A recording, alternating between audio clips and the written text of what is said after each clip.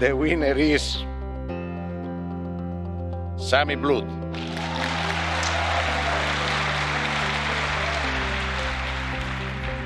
Jag blir jättestolt av att det här priset har kommit så långt.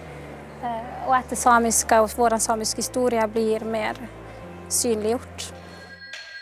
Jag vill studera vidare i Uppsala. Ja, men ni kan inte samma sak som de svenska barnen. Ni måste vara här uppe för annars så dör ni ut. Men om jag inte vill vara här? Filmen den handlar ju om två systrar, Ella Maria och Jenna. Hon är ju min riktiga lilla syster.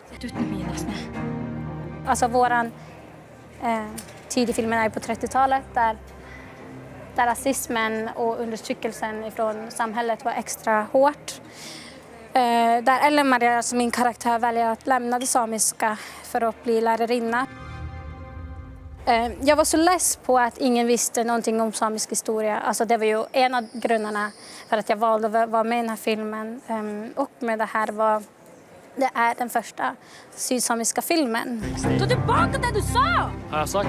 Ta tillbaka det du sa! Lika mycket Världen borde få veta hur de behandlade oss samer. Det som gör extra ont är tanken på att det har ju hänt på riktigt. Och hur vi filmade i filmen var ju faktiskt väldigt mild. Och på riktigt då var den ju mer extrem.